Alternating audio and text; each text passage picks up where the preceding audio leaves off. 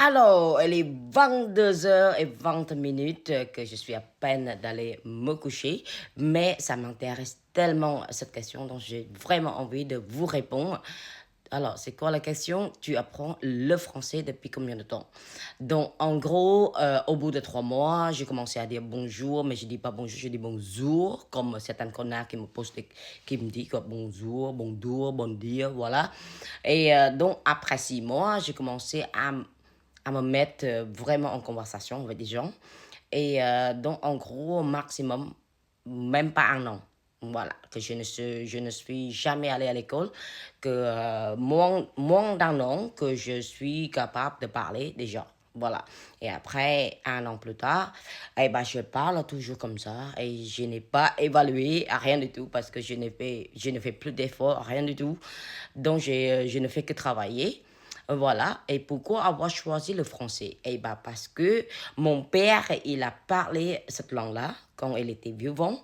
Il parle cette langue-là quand j'étais toute petite. Mon père, il parle français, mandarin, l'anglais parfaitement. Et donc, mon père, c'est quelqu'un de très talentueux. C'est un médecin de léprosie. C'est léprosie, si vous connaissez. C'est traiter spécialement la peau. C'est que la peau. Donc, du coup, Manon, elle est décidée. Parce que ça fait déjà 2, 3 ans. Il a décidé. Voilà, à peine 3 ans. Mais franchement, quand j'ai vu mon père parler français avec des Français, médecins français qui viennent de France, qui viennent chez moi, j'étais toute petite et tout. Et ça m'intéresse, qu'est-ce qu'il dit, mon père et tout. Il a montré autour de la maison. Donc, je suis très curieuse. Et moi, je me suis dit, un jour, je parlerai cette langue-là. Et je veux bien et je vais en faire. Et c'est ça mon délire. C'est que mon père, il n'arrête pas de dire que cette langue-là, c'est une de très belles langues, mais c'est très difficile. Alors, quand il a dit le mot difficile, moi, je me suis dit, pourquoi? C'est impossible d'apprendre? Non, je ne crois pas. Je vais essayer. Et si c'est impossible, je vais dire, mon père, il a raison. Mais bon, bref, enfin, il a raison quand même, parce que c'est très difficile, parce que je fais beaucoup de fautes. J'arrive à parler au bout à peine un an, bon, à peine 6 mois ou 3 mois, mais maintenant, ce que je dis, ce que je suis en train de vous parler, c'est à peine un an. Voilà. Et mon père, il a pris aussi 8 l'anglais, français, mais mon père, il parle couramment. Mon père, c'est incroyable. Et donc, dans ma famille, c'est une famille qui parle plusieurs langues. C'est polyglotte, quoi. Et donc, c'est mon père qui m'a fait intéresser de cette langue-là et de me faire aussi envie de venir en France, découvrir qu'est-ce que vous avez. Et c'est vrai que pour moi, au début, quand je suis arrivée, c'est un paradis, totalement paradis. Après, quand je me mets dedans, oui, bon, c'est toujours top, c'est toujours bien comparé chez moi.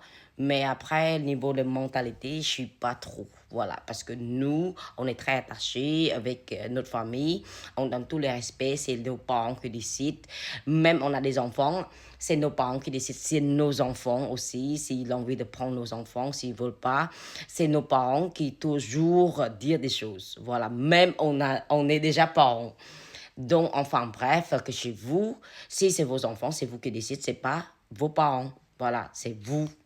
Et après, en tout cas, que c'est les parents qui nous nourrir, c'est eux qui nous donnent la vie, donc c'est nous qui va aussi faire l'inverse. C'est la même chose que de retour, tout ce qu'ils font, ce qu'ils nous ont fait quand on était petits, et ben nous, on va faire pareil. Sauf que c'est un petit peu différent. Voilà, on va prendre soin de nos parents, tout ça.